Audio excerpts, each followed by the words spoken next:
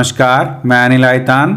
इस वीडियो में आप एंट्रेंस टेस्ट बुनियाद लेवल 1 2021 कोड सी के क्वेश्चन का सॉल्यूशन ट्रिक के साथ सीखेंगे। इस टेस्ट में कुल 4 कोड ए, बी, सी और डी हैं। सभी कोड में प्रश्न एक समान हैं, केवल उनका क्रमांक अलग अलग है। इस वीडियो में हम कोड सी के क्वेश्चन को सॉल्व करेंगे।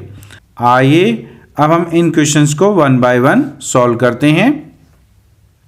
आइए अब हम क्वेश्चन नंबर 1 को सॉल्व करते हैं। तो क्वेश्चन नंबर 1, अपने गणित की परीक्षा में कार्लोस ने 25 में से 20 प्रश्नों को सही किया। निम्नलिखित में से कौन 25 में से 20 को व्यक्त करने का दूसरा तरीका नहीं है? यानी 25 में से 20 को व्यक्त करने का जो सही तरीका है वो कौन कौन से हैं वो हमने देखना है, और जो दूसरा तरीका सही नहीं है वो हमने आंसर में बताना है। तो 25 में से 20 प्रश्नों को हल किया तो इसको हम इस प्रकार लिखेंगे। तो 20/25 हो गया ये।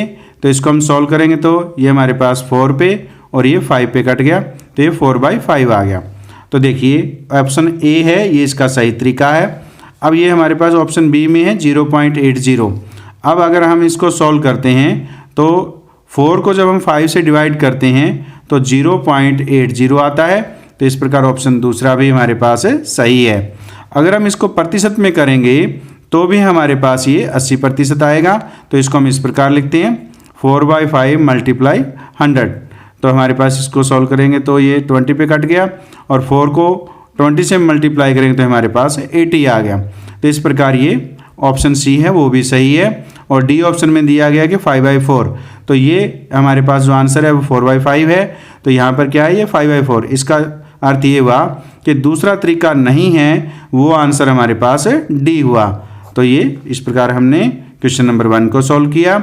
आइए अब हम क्वेश्चन नंबर 2 को सॉल्व करते हैं। ऑन्ड्रे के माता पिता ने उसे मॉल में वीडियो गेम खेलने के लिए 5 रुपये दिए। प्रत्येक खेल को खेलने के लिए 1/4 खर्च होता है। इसका अर्थ ये है 1 रुपये का चौथा हिस्सा खर्च होता है। उसके द्वारा खेले जाने वाले खेलों की कुल संख्या निर्धारित करने के लिए कौन सा विकल्प सही तरीका नहीं है? यानी जो गलत तरीका है वो हमने इसमें बताना है।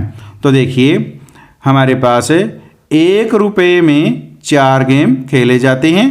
तो हमारे पास 5 रुपये हैं, तो 5 रुपये में गेम कितने खेले जाएंगे? तो हमारे पास 4 को 5 से मल्टीप्लाई कर दिए, ये हमारे पास 20 आ गया। इस प्रकार 5 रुपीज़ के अंदर जो कुल गेम हमारे पास खेले जाएंगे वो 20 है। ऑप्शन ए में है take the number of rupees C had and divide it by 1/4।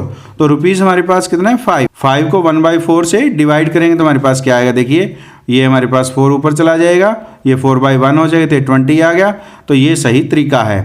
तो ऑप्शन बी में take the numbers of rupees C had multiply it by 4। तो 5 को हम 4 से मल्टीप्लाई करेंगे तो ये भी 20 आ गया, क्योंकि हमारे पास 20 गेम टोटल बने हैं। तो ये भी सही तरीका है। ऑप्शन सी में take the number of rupees C had and divide it by 0.25। तो हमारे पास 5 को हम 0.25 से डिवाइड करेंगे तो देखिए क्या आएगा? इसका दशमलव हटा दीजिए, ये ऊपर हमारे पास 100 हो गया, ये 25 हो गया नीचे। तो 25 से हम 100 को काटेंगे 4 पे कट गया। तो 5 को हम 4 से मल्टीप्लाई करेंगे 20 आ गया। ये भी तरीका सही है। अब लास्ट ऑप्शन है हमारे पास take the number of rupees C had and multiply it by 0.25। तो 5 को हम 0.25 से मल्टीप्लाई करेंगे तो क्या आएगा? देखिए 5 × 25 डिवाइड बाय 100 हो गया। इसको हम सॉल्व करेंगे तो ये 4 पे कट गया। तो ये आंसर आ गया हमारे पास 5/4। तो ये जो है सही तरीका नहीं है। तो इस प्रकार क्वेश्चन नंबर 2 का जो आंसर है वो डी हुआ।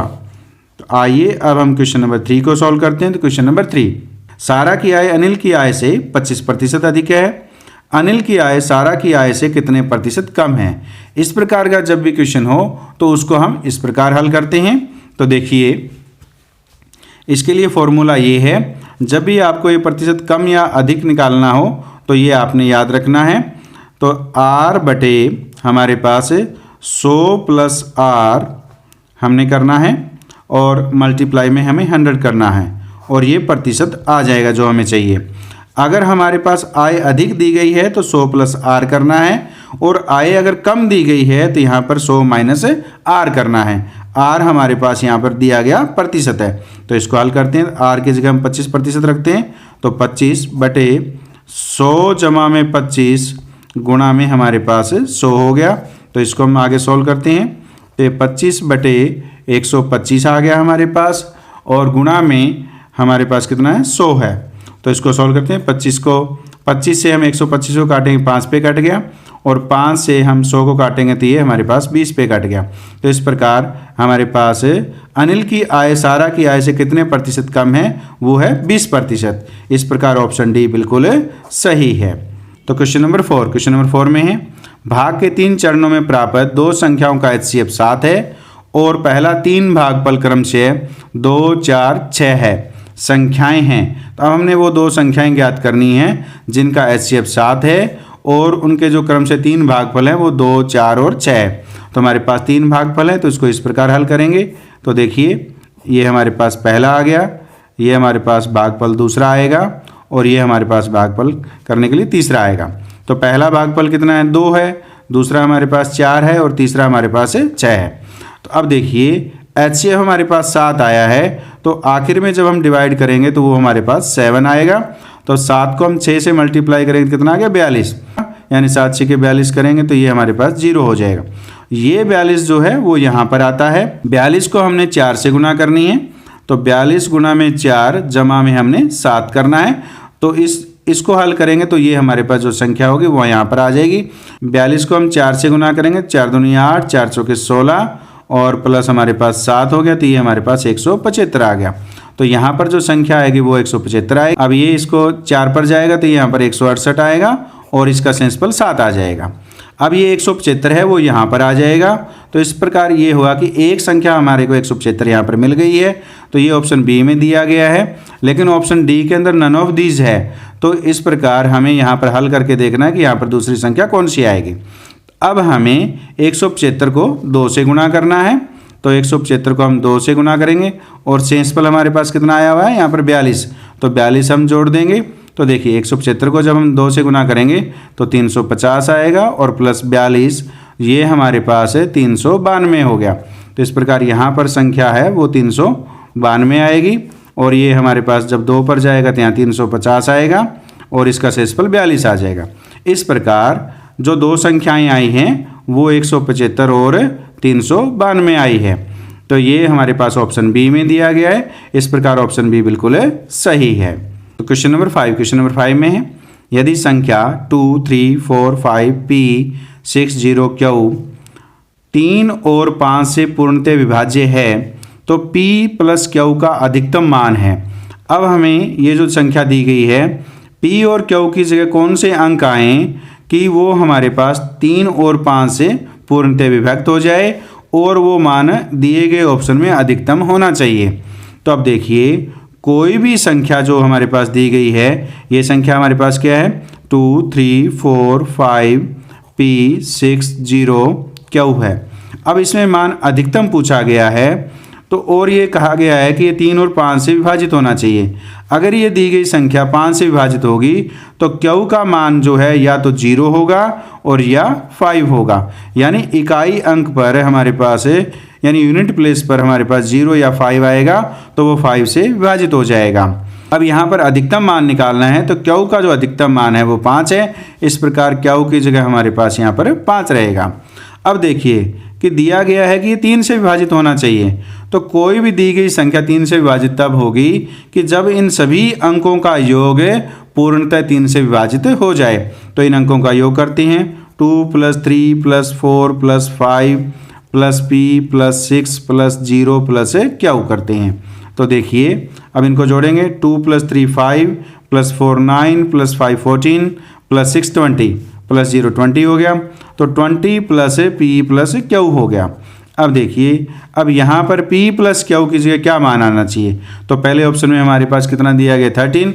अगर P + Q की जगह हम 13 रखते हैं तो 20 + 13 हमारे पास आएगा, ये कितना आ गया 33। तो 33 जो है वो 3 से डिवाइड होता है, तो इस प्रकार हमारे पास ये 13 हो सकता है। ये ऑप्शन ए में जो अधिकतम मान दिया गया है, तो इस प्रकार P + Q का जो मान है वो 13 होगा। तो इस प्रकार ऑप्शन ए बिल्कुल सही होगा।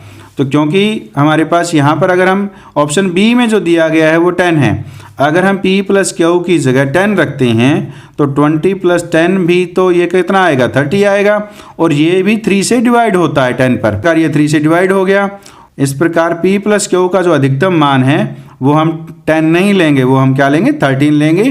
तो इस प्रकार ऑप्शन ए में जो मान दिया गया है वो बिल्कुल सही है।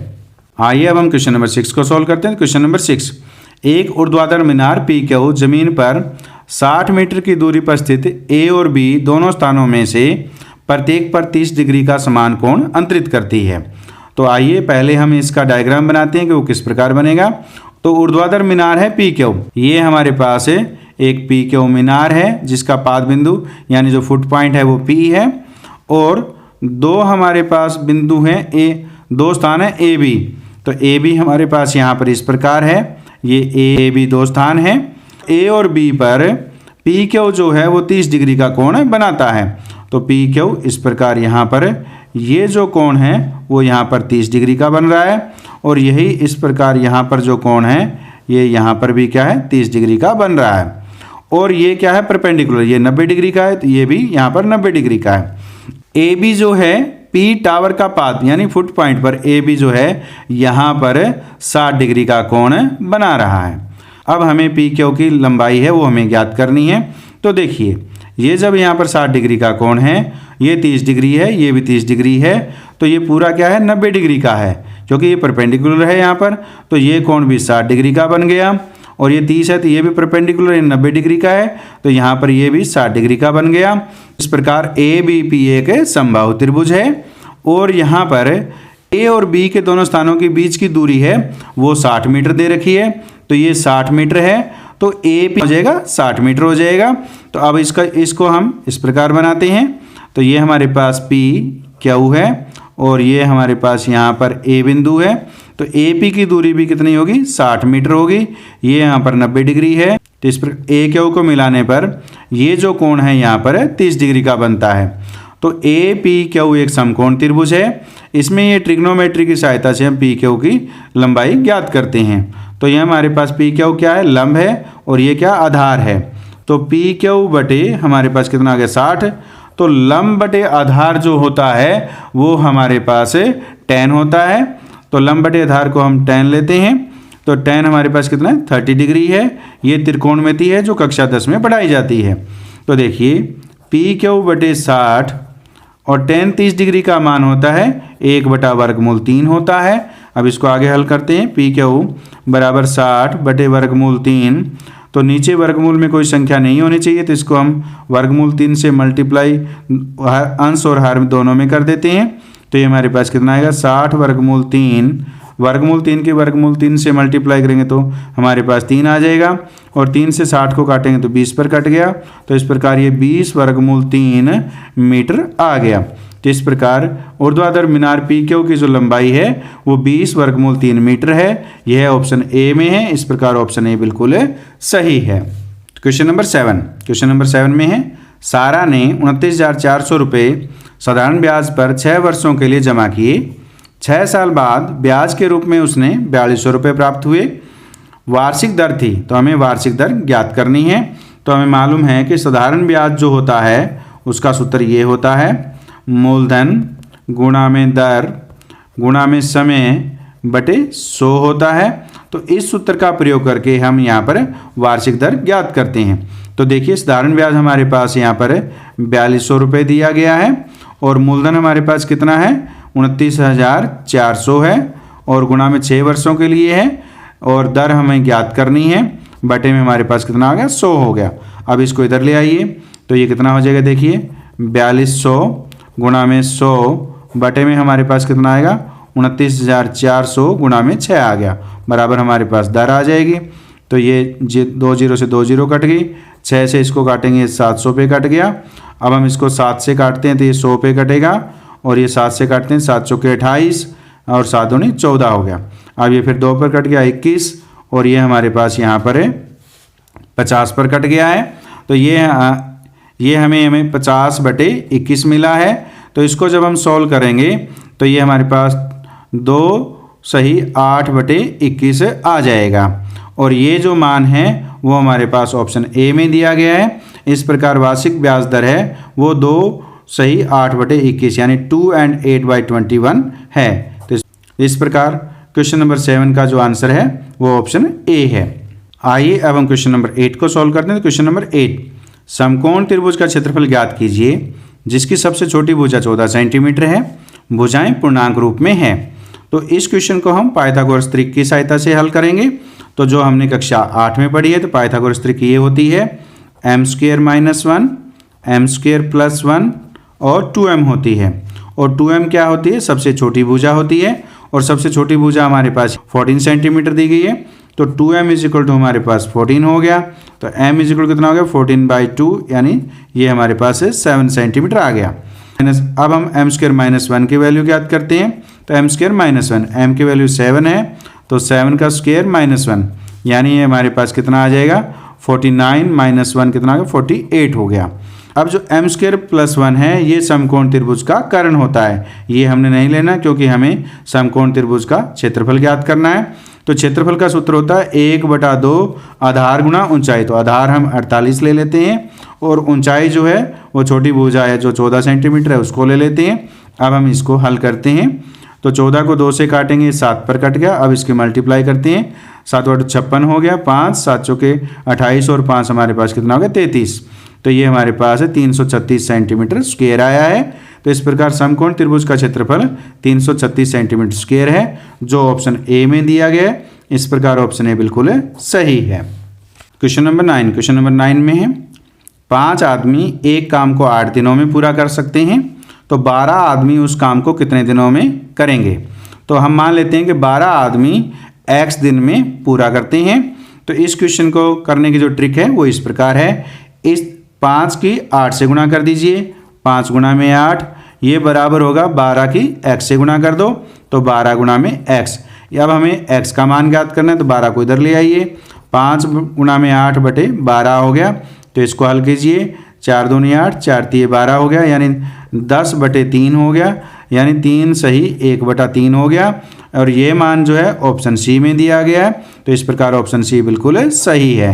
तो इस प्रकार 12 आदमी 3 सही 1/3 यानी 3 and 1/3 डेज के अंदर ये काम पूरा करेंगे।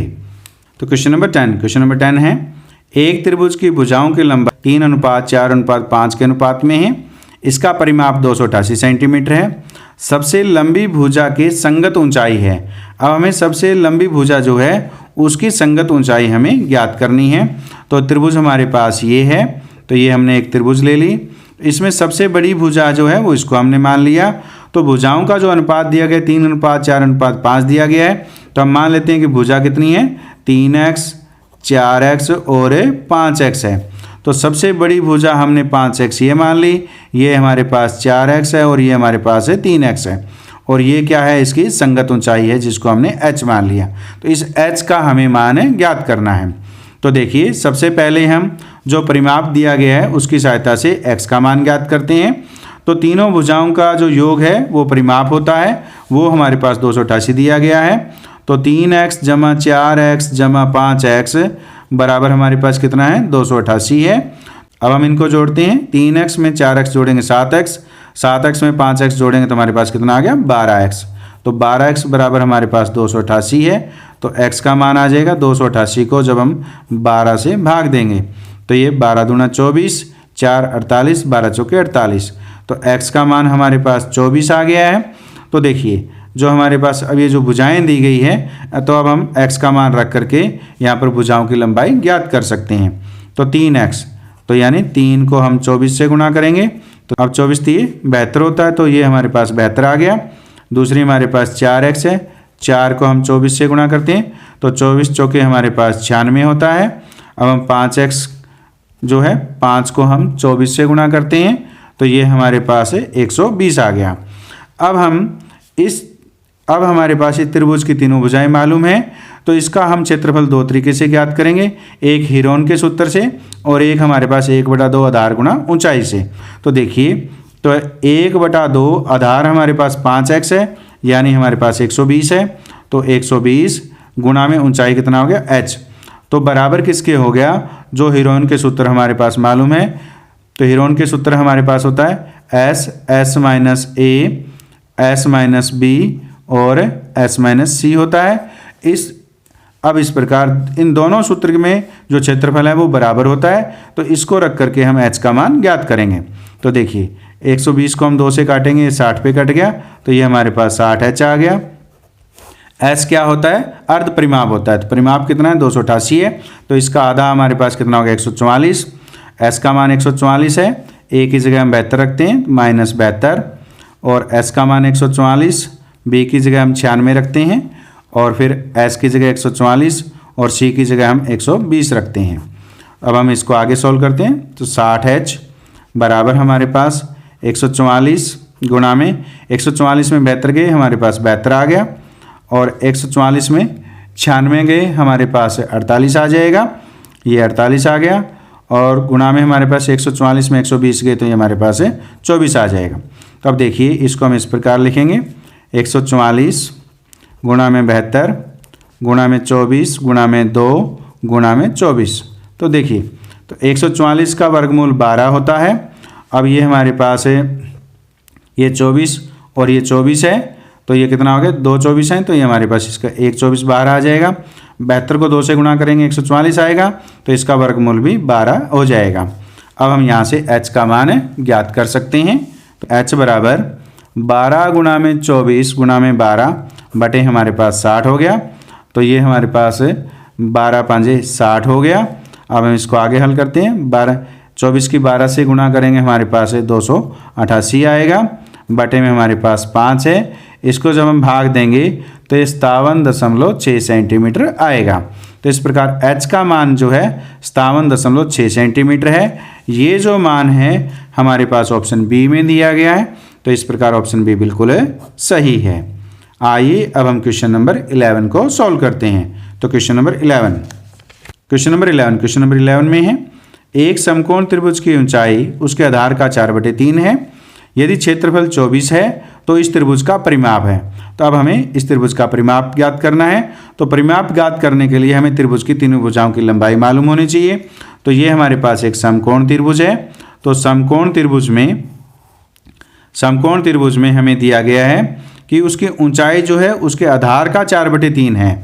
तो देखिए हम आधार x मान लेते हैं, तो ऊंचाई हमारे पास कितना हो जाएगा? 4/3 x हो गया। अब इसका क्षेत्रफल है वो 24 दे रखा है, तो क्षेत्रफल क्या होता है? 1/2 आधार गुणा में ऊंचाई, वो हमारे पास हो गई, बराबर क्या हो गया? क्षेत्रफल। तो अब हम यहाँ से इसको हम आगे सॉल्व करते हैं। तो 2 से 4 को काटेंगे, 2 पे कट गया, तो हमारे पास कितना आ गया? 2x²/3 आ गया, इजिकल टू हमारे पास 24 है।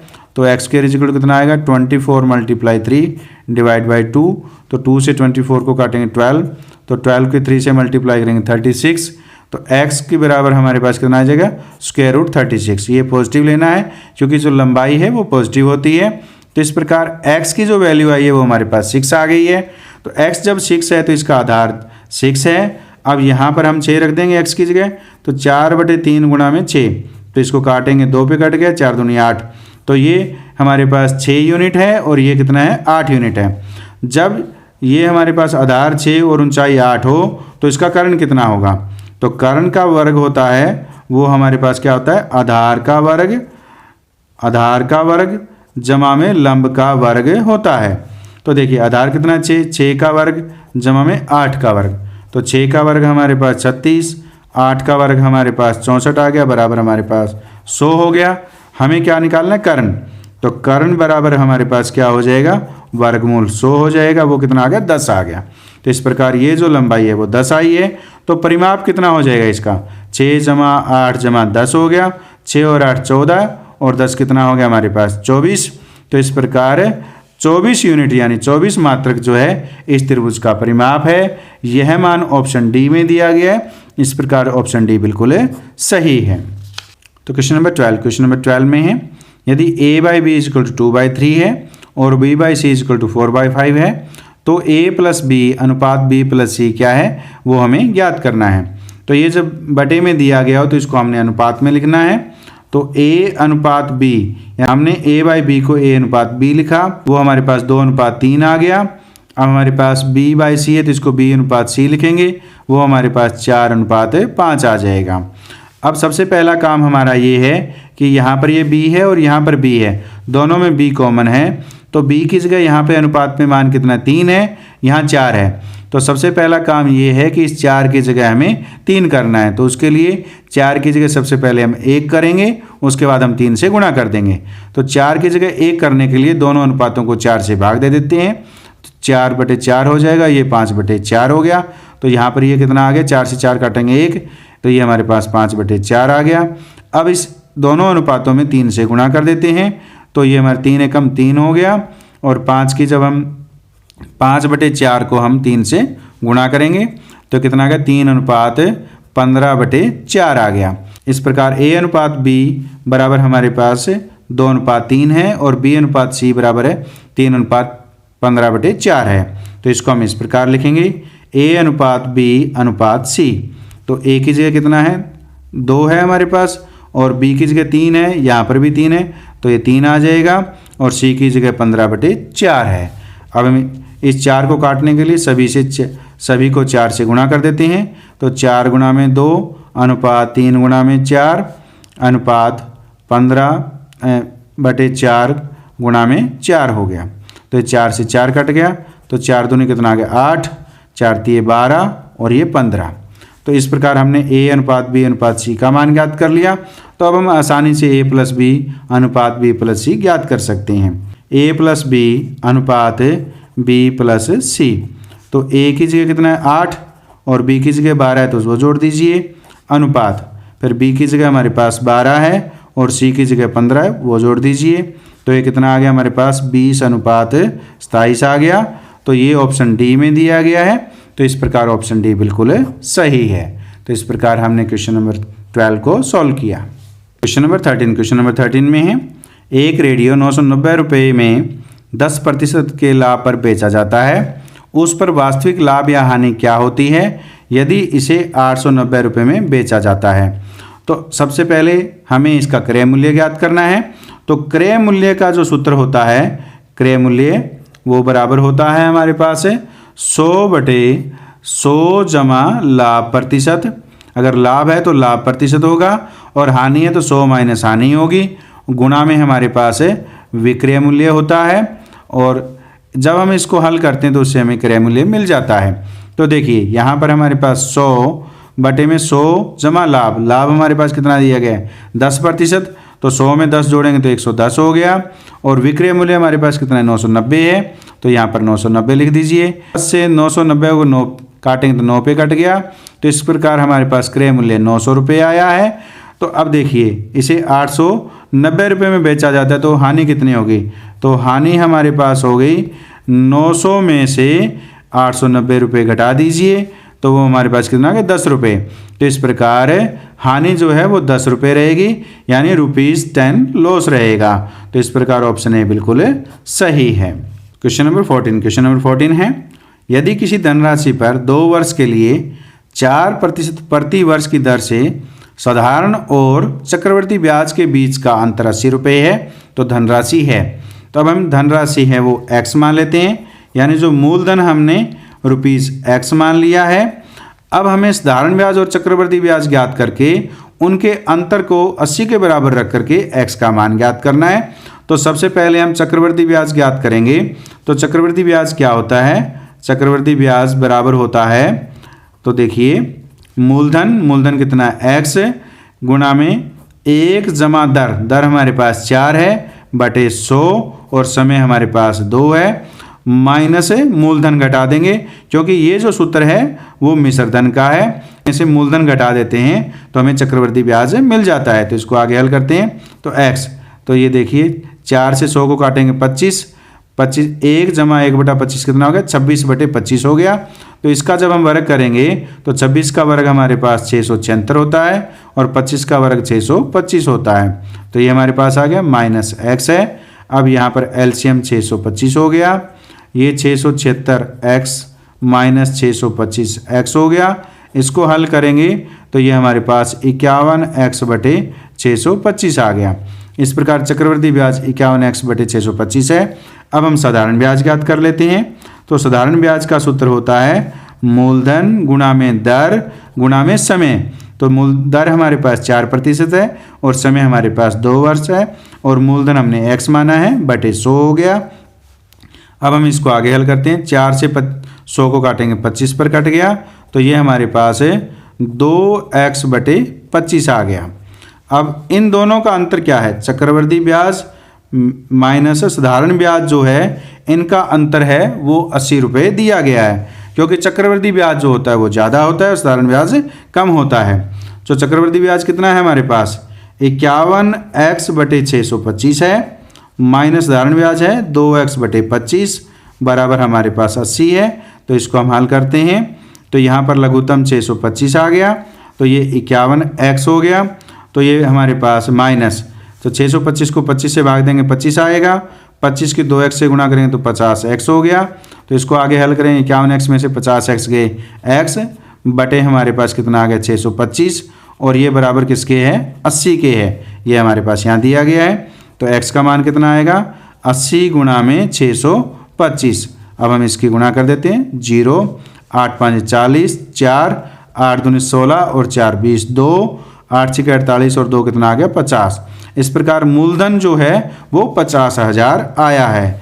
ये मान है ऑप्शन बी में दिया गया है। इस प्रकार ऑप्शन बी बिल्कुल सही है। तो क्वेश्चन नंबर 15 में है, अगर मैं 10 रुपये के 11 वस्तुएं खरीदता हूँ तथा 10 रुपये की दर से 11 रुपये में बेच दिया है। ये जो है यहाँ पर स्टेटमेंट गलत है। ये स्टेटमेंट इस प्रकार है कि 10 वस्तुएं हमारे पास जो हैं 10 वस्तुओं को 11 रुपये की दर से वो बेचता है तो लाभ प्रतिशत होगा। तो हमें लाभ प्रतिशत ज्ञात करना है। तो हम इस क्वेश्चन को हल करते हैं। तो ये क्वेश्चन इस प्रकार हल होगा। तो 10 रुपये में वो हमारे पास वस्तुएं खरीदता है, वो कितनी 11 खरीदता है, तथा 11 रुपये की दर से वो वस्तुएं कितनी बेचता है? वो 10 वस्तुएं बेचता है। अब हम मान लेते हैं कि माना हमारे पास कुल खरीदी गई जो वस्तुएं हैं वो कितनी हैं। हम मान लेते हैं कि माना कुल खरीदी गई वस्तुएं 10 रुपये की दर से 11 वस्तुएं खरीदता है, तो इसको हम 10 को 11 से गुणा कर लेते हैं। तो 10 की जब हम 11 से गुणा करेंगे तो हम मान लेते हैं कि हमारे पास 110 वस्तुएं हमने खरीदी। अब 110 वस्तुओं का जो क्रय मूल्य होगा वो इस प्रकार होगा। 110 वस्तुओं का क्रय मूल्य क्या होगा वो देखिए। वो हमने 10 रुपये की दर से 11 है, तो इसको हम इस प्रकार लिखेंगे 10 बटे 11 लिखेंगे, और गुणा में जो हमारे पास 110 है इसको हम यहाँ पर गुणा कर देंगे। तो इसको काटेंगे, ये हमारे पास 10 पर कट गया, तो ये हमारे पास कितना आ गया 100 रुपये आ गया। तो इस प्रकार 110 वस्तुओं का क्रय मूल्य है वो 100 रुपये आएगा। अब हम 110 वस्तुओं का विक्रय मूल्य ज्ञात करते हैं। तो विक्रय मूल्य हमारे पास कितना है? 11 रुपये में हम 10 वस्तुएं, तो इसको उल्टा कर दीजिए, क्योंकि 11 बटे 10 करना है। तो 11 बटे 10 गुणा में हमारे पास वस्तुएं 110 मानी थी, तो ये 0 से 0 कट गया। अब हम इसकी गुणा करते हैं तो ये 121 रुपये आ गया। तो अब हमारे पास क्रय मूल्य 100 रुपये हो गया और विक्रय मूल्य हमारे पास कितना हो गया 121 रुपये हो गया। तो इसमें लाभ मिला, तो लाभ कितना हो गया 121 में से 100 घटा देंगे तो हमारे पास रुपये 21 आ गया। तो 21 रुपये हमारे पास लाभ है। हमें लाभ प्रतिशत ज्ञात करना है। तो लाभ प्रतिशत क्या होगा? लाभ बटे क्रय मूल्य गुणा में 100 होता है। तो 100 से 100 कट गया, तो वो कितना आ गया 21% आ गया। इस प्रकार अगर मैं 10 रुपये में 11 वस्तुएं खरीदता हूँ तो और 10 वस्तुओं को 11 रुपये की दर से बेच देता हूँ तो लाभ हमें 21% मिलेगा। यह मान ऑप्शन सी में दिया गया है। इस प्रकार ऑप्शन सी बिल्कुल सही है। क्वेश्चन नंबर 16 है, एक समचतुर्भुज के विकर्ण क्रम से 18 सेंटीमीटर और 24 सेंटीमीटर है, तो निम्नलिखित में से कौन इसकी परिधि है? परिधि का अर्थ यहाँ पर यह है कि हमें इसका पेरीमीटर यानी परिमाप ज्ञात करना है। पहले हम एक समचतुर्भुज बना लेते हैं। तो ये हमारे पास एक समचतुर्भुज इस प्रकार की है। तो देखिए ये हमारे पास एक समचतुर्भुज है, इसके ये 2 विकर्ण हैं। पहला विकर्ण 18 सेंटीमीटर है, दूसरा 24 सेंटीमीटर है। तो ये हम 24 सेंटीमीटर मान लेते हैं और इसको हम विकर्ण को 18 सेंटीमीटर मान लेते हैं। हम जानते हैं कि समचतुर्भुज के विकर्ण एक दूसरे को लमसम विभाजित करते हैं। जब ये पूरा 24 सेंटीमीटर है तो ये आधा 12 सेंटीमीटर हो गया, ये पूरा 18 है तो ये 9 सेंटीमीटर हो गया, और एक दूसरे को लमसम विभाजित करते हैं तो ये एक समकोण बन गया। तो ये हमारे पास है ए ओ बी, मान लेते हैं ए ओ बी है वो एक समकोण त्रिभुज है। तो समकोण त्रिभुज में अब हम ए बी यानी कर्ण ज्ञात करते हैं। तो ए बी का वर्ग होगा वो ए ओ का वर्ग जमा में बी ओ के वर्ग के बराबर होगा, यानी आधार का वर्ग जमा में लंब का वर्ग होगा। तो आधार हमारे पास 12 है तो 12 का वर्ग, यहाँ पर 9 का वर्ग, तो 12 का वर्ग 144, 9 का वर्ग हमारे पास 81 हो गया। तो इसको जोड़ेंगे तो हमारे पास कितना आ जाएगा 5, 8 और 4 12 हमारे पास आ गया, और 1 और 1 2 यानी 225 आ गया। तो ए बी हमारे पास कितना आएगा, वर्गमूल 225 आएगा। तो 225 का वर्गमूल हमारे पास 15 होता है। तो इस प्रकार समचतुर्भुज की भुजा है वो 15 सेंटीमीटर है। तो परिमाप ज्ञात करना है हमें, तो 15 को 4 से गुणा कर दीजिए, क्योंकि चारों भुजाएं बराबर हैं। तो 15 चौके कितना आ गया 60। इस प्रकार समचतुर्भुज का जो परिमाप है वो 60 सेंटीमीटर है। यह मान ऑप्शन सी में दिया गया है। इस प्रकार ऑप्शन सी बिल्कुल सही है। क्वेश्चन नंबर 17, क्वेश्चन नंबर 17 में है अगर a प्लस बी बराबर 10 और ए बी बराबर 6 है तो A square minus A B plus B square होगा। अब हमें इसका मान ज्ञात करना है। तो इसको हम इस प्रकार लिखेंगे, A square plus B square minus A B है, इसमें हमें a प्लस बी का मान और ए बी का मान दिया गया है। तो A square plus B square को हम a प्लस बी के होल स्क्वायर के रूप में लिखेंगे। उसके लिए हम a square plus B square में 2ab ऐड कर देते हैं और इतना ही हम सब्ट्रैक्ट कर देते हैं, और ये हमारे पास माइनस ए बी यहाँ पर दिया गया है। तो देखिए ये मान कितना हो गया, A square plus B square plus 2ab को क्या लिखेंगे, a प्लस बी का होल स्क्वायर लिखेंगे, और माइनस 2ab और माइनस ए बी, ये कितना हो गया माइनस 3ab हो गया। अब हमारे पास a प्लस बी का मान है वो 10 दिया गया है, तो ये 10 का वर्ग हो गया माइनस 3 गुणा में ए बी का मान 6 है तो वो रख देंगे। तो 10 का वर्ग 100 हो गया, माइनस 6 18 हो गया। तो 100 में से 18 घटा देंगे तो हमारे पास 82 आ जाएगा। तो इस प्रकार A square minus A B plus B square का मान है वो 82 आया है। ये मान ऑप्शन बी में दिया गया है। तो इस प्रकार ऑप्शन बी बिल्कुल सही है। क्वेश्चन नंबर 18, क्वेश्चन नंबर 18 में है x plus 2y into 2x minus 3y का x बराबर 2 और y माइनस 1 पर मूल्यांकन करें। यानी अब हमें x की जगह 2 और y की जगह माइनस 1 रख करके इसका मान ज्ञात करना है। तो हमारे पास x प्लस 2y गुणा में हमारे पास कितना है 2x माइनस 3y है। तो x की जगह हम 2 रख देते हैं और y की जगह माइनस 1 रखेंगे।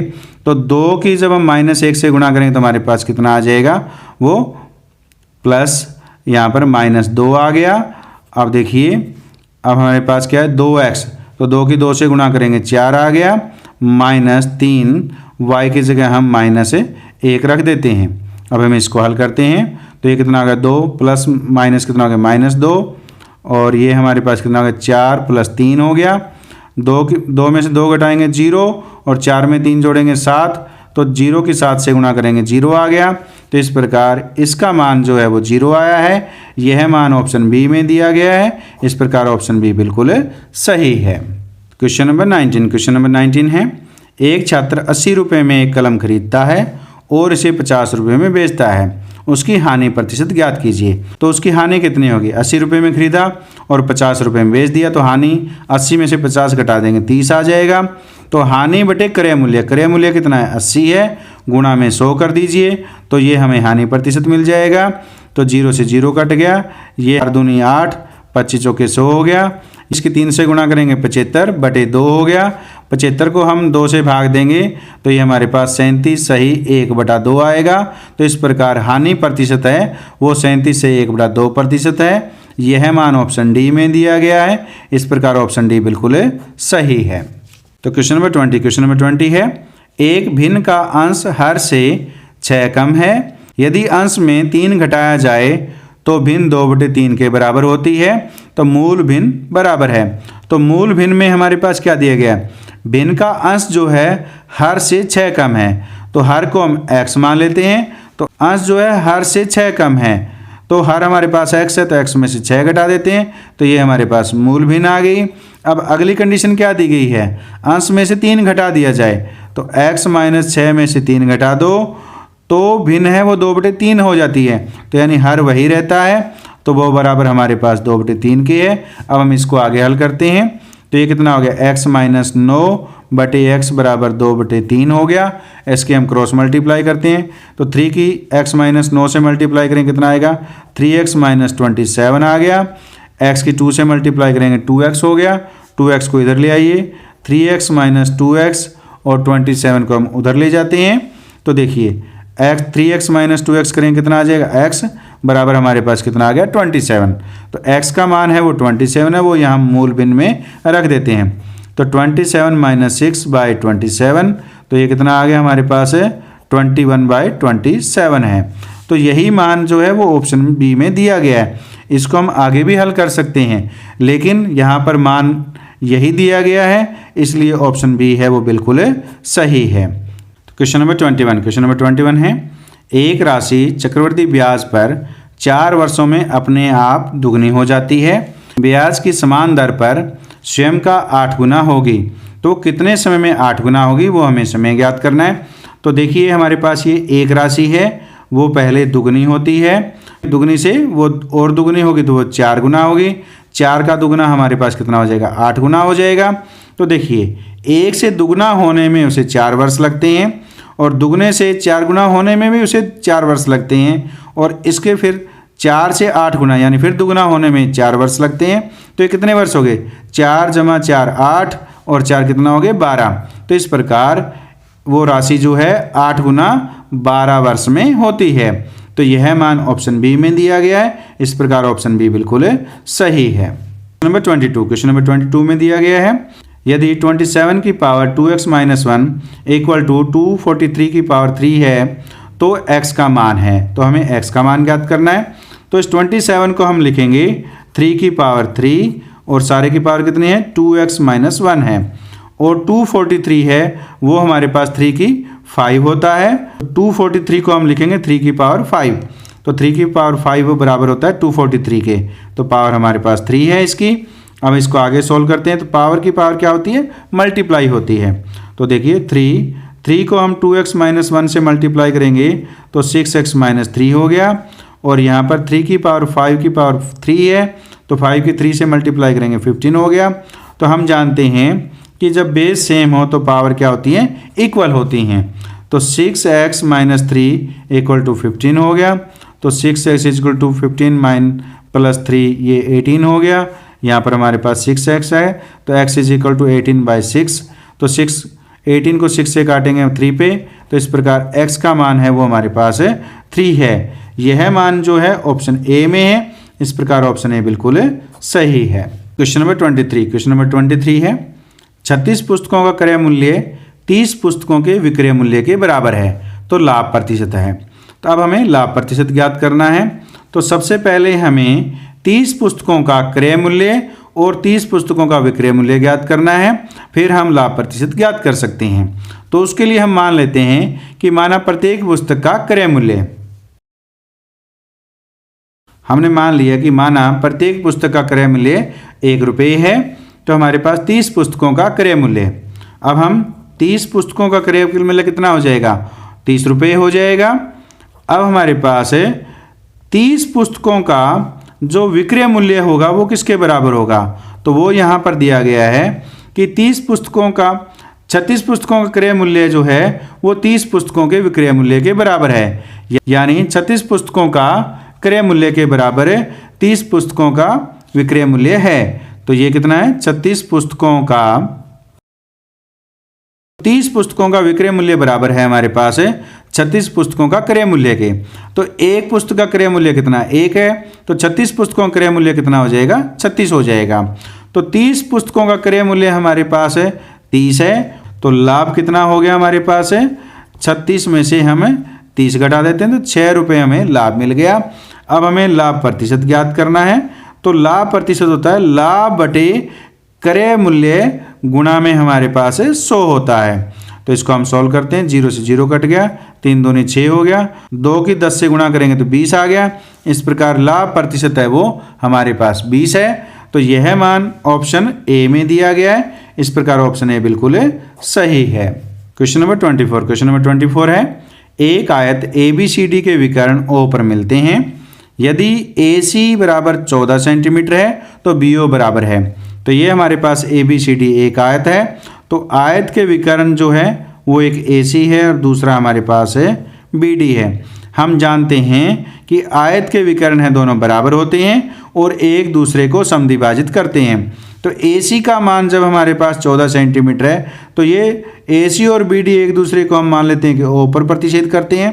तो AO का मान है वो हमारे पास 7 सेंटीमीटर आ जाता है। तो इसी प्रकार AC बराबर हमारे पास BD होता है। BO है तो BO जो होगा वो BD का हाफ होगा यानी आधा होगा और BD बराबर होता है AC। तो AC हमें 14 सेंटीमीटर दिया गया है तो ये 14/2 कर देंगे तो हमारे पास कितना आ गया 7 सेंटीमीटर। तो इस प्रकार BO का मान है वो हमारे पास 7 सेंटीमीटर आया है। यह मान ऑप्शन बी में दिया गया है। इस प्रकार ऑप्शन बी बिल्कुल सही है।